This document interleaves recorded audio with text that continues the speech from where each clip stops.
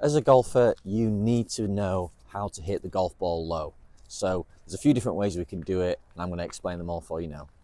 Let's start with why we need to hit the ball low. So when you're playing a golf course, the conditions change every day. We play at different courses, different ground conditions, different wind conditions. And every time you go and play, the golf course sort of asks different questions of your game, and the shot in front of you demands different things.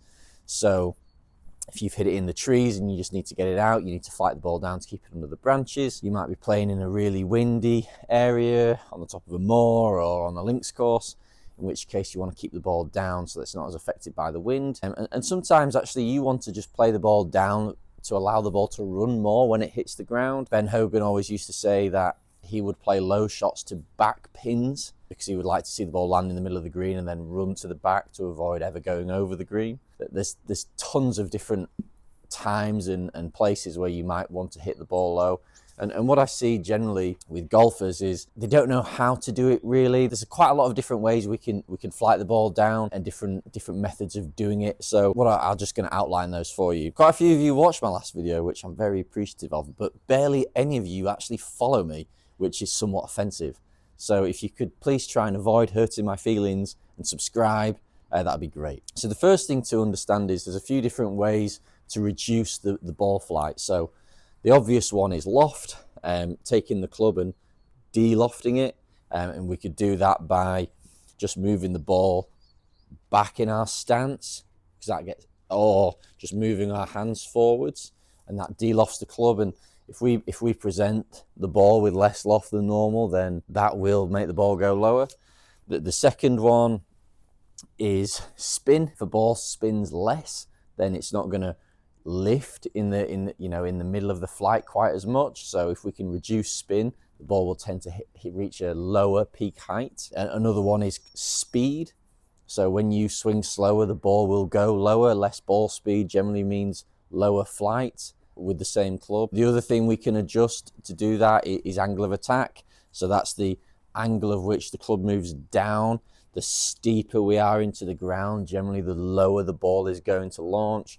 That one's not quite as a hard rule, but as a soft rule, if we hit 2 6-irons, one with a shallow angle of attack and one with the steep will tend to fly. Now, when you're playing golf, it's not always, I'm just going to do one of those things. Quite often we will do a couple of those different things. So if we start just with loft, when I'm punching out of the trees or I'm trying to hit a low shot into a green, I will generally move the ball back in my stance, move my hands forward, and that sort of turns my 6-iron now into more of a 4-iron.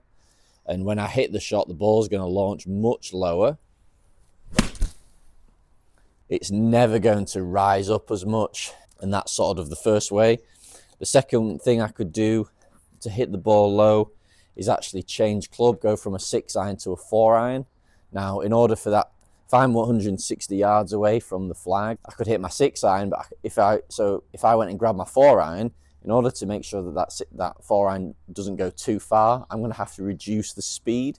So if I get a 4-iron and swing slow, the ball's never going to get up in the air, and that'll make the ball fly a bit lower. Something that you might sometimes see the tour players do is just change the angle of attack and hit down a lot more. So that sometimes they'll do that either to move the ball, they might move the ball back to do that, or they might put more weight on their front foot to do that. Anything just to make sure that when the club hits the ball, it's moving on a steeper descent. That might reduce in some deeper divots, is a good way to know how you're doing that. And again, that's going to send the ball out low. Now that we know there's a few different ways to do it, let's talk about how people get this wrong. What I often see when doing playing lessons with golfers is they will actually do quite a few of those things all at once. So they might hit the ball into the trees and need to chip out and say, right, okay, I need to hit the ball low. So what I'm going to do is I'm going to grab my 4-iron. I'm going to put the 4-iron back in my stance. I'm going to put my hands ahead, and then I'm going to hit down as well. And what they end up doing is essentially turning that 4-iron into like a 1-iron, and the ball never gets in the air at all. You've got to be careful that you pick 1, sometimes 2, never really more than 3 of those 4 different things you can do to lower the ball flight, and do them all at once. what I suggest people do is you go to the range, you grab a bucket of balls, or even better, you could do this on the course, is just experiment altering all of those 4 different things: loft, speed, spin, and angle of attack, and just pull one of those levers and see which one works best. Try pulling 2 of those levers and see how low you can get it, and actually maybe experiment and pull all 4 of the levers at the same time and see how stupidly low you can hit it. There will be times you need that shot, but generally only in an emergency. So I will always generally move the ball back, move my weight forwards, I'll de-loft the club and I'll steepen my angle of attack. But I will quite often not go up a club. I won't change I don't really tend to do it by speed.